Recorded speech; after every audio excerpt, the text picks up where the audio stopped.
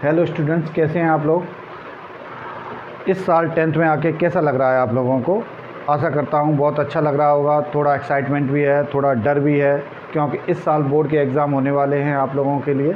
तो थोड़ा सा आपको सिंसियर होना पड़ेगा, और अगर आप मेरे साथ बने रहेंगे तो आपको साइंस बहुत ही ईजी लगेगी और आपको हर टॉपिक अच्छे से समझाया जाएगा और आपको बहुत ही अच्छे से क्लियर कराया जाएगा। अगर आपने अभी तक कुछ भी साइंस में नहीं पढ़ा है, तब भी आपको ये सारे लेक्चर्स आपको बहुत अच्छे से समझ में आने वाले हैं। तो आप बने रहिए मेरे साथ द साइंस एकेडमी के साथ में।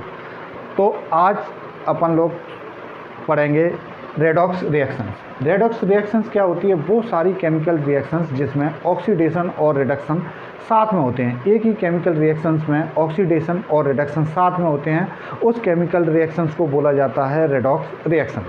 रेडॉक्स रिएक्शंस को समझने के लिए सबसे पहले अपन लोगों को पहले ऑक्सीडेशन को समझना पड़ेगा, फिर रिडक्शन को समझना पड़ेगा, और जब इन दोनों को समझ में आ जाएगा तो आपको रेडॉक्स रिएक्शन बड़े आसानी से समझ में आ जाएगी। तो सबसे पहले चलते हैं ऑक्सीडेशन रिएक्शन।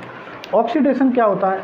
ऑक्सीडेशन होता है जब किसी भी केमिकल रिएक्शंस में कोई भी एलिमेंट में ऑक्सीजन का गेन होता है, ऑक्सीजन उसके साथ जुड़ता है, ऑक्सीजन का गेन होता है, तो उस रिएक्शन को बोला जाता है ऑक्सीडेशन रिएक्शन।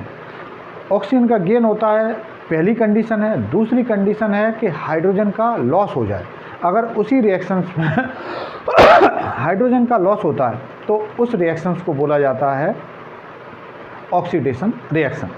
जैसे कि 3 कंडीशंस हैं। पहली gain of oxygen, loss of hydrogen, तीसरी है लॉस ऑफ इलेक्ट्रॉन।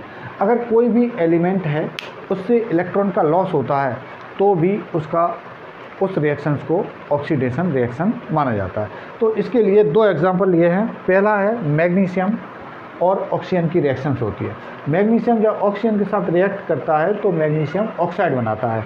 यानी कि यहाँ पर देखेंगे कि मैग्नीशियम ऑक्सीजन के साथ रिएक्ट करके मैग्नीशियम ऑक्साइड बना रहा है।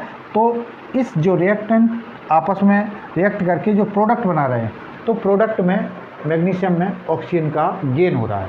तो इस तरह से देखेंगे तो ये ऑक्सीडेशन रिएक्शन है। इसी का दूसरा एग्जाम्पल है कॉपर का। जब ऑक्सीजन से रिएक्शन होती है तो कॉपर ऑक्साइड बनाता है। कॉपर ऑक्साइड बनाएगा तो कॉपर में ऑक्सीजन का गेन हो रहा है। और इस तरह से थोड़ा सा अगर अंदर जाने की कोशिश करेंगे इस रिएक्शंस के, तो देखेंगे यहाँ पर मैग्नीशियम जो था वो फ्री था। जब इसने ऑक्सीजन के साथ रिएक्ट की तो मैग्नीशियम के 2 इलेक्ट्रॉन का लॉस हुआ और ऑक्सीजन ने 2 इलेक्ट्रॉन का गेन किया। इस तरह से मैग्नीशियम का जो इलेक्ट्रॉन था वो लॉस में चला गया, यानी कि इलेक्ट्रॉन डोनेट कर दिया। तो इस तरह से देखा जाएगा तो मैग्नीशियम के साथ में लॉस ऑफ इलेक्ट्रॉन भी हो रहा है। इस तरह से देखा जाएगा तो मैग्नीशियम का इस रिएक्शन में ऑक्सीडेशन हो रहा है। इसी तरह से रिडक्शन में बात करेंगे तो रिडक्शन अपोजिट रिएक्शन होती है ऑक्सीडेशन के। इसमें गेन किसका होता है? इसमें गेन होता है हाइड्रोजन का। हाइड्रोजन का गेन होता है, ऑक्सीजन का लॉस होता है और इलेक्ट्रॉन का गेन होता है। ऑक्सीडेशन और रिडक्शन आपस में एक दूसरे के अपोजिट हैं। तो इस तरह से जब अपोजिट रिएक्शन किसी एक केमिकल रिएक्शंस में होती हैं तो उस तरह की रिएक्शंस को बोला जाता है रेडॉक्स रिएक्शन। इस तरह से देखेंगे हाइड्रोजन क्लोरीन के साथ मिलकर हाइड्रोक्लोरिक एसिड बनाती है। हाइड्रोक्लोरिक एसिड जब बनता है तो क्लोरीन यहाँ पर देखेंगे तो क्लोरीन के साथ में क्या हो रहा है? हाइड्रोजन का गेन हो रहा है, हाइड्रोजन उसके साथ जुड़ रहा है। तो इस तरह से देखा जाएगा तो क्लोरीन का क्या हो रहा है? रिडक्शन हो रहा है। इस रिएक्शन में क्लोरीन का क्या हो रहा है? रिडक्शन हो रहा है। और क्लोरीन यहाँ पर देखेंगे तो हाइड्रोजन प्लस है, क्लोरीन का माइनस है।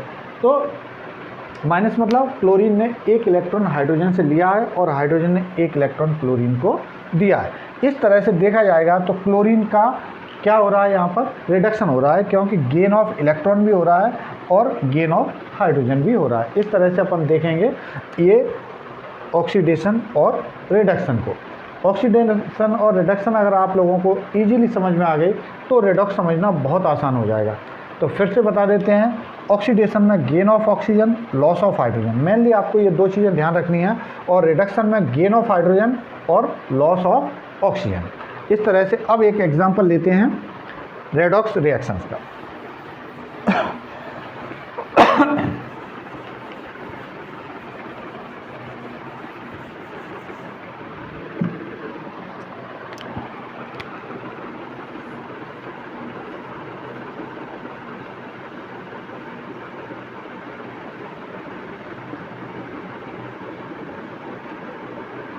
ये एक सिंपल रिएक्शन है जिसमें कॉपर ऑक्साइड हाइड्रोजन गैस के साथ रिएक्ट करके कॉपर और H2O बनाता है।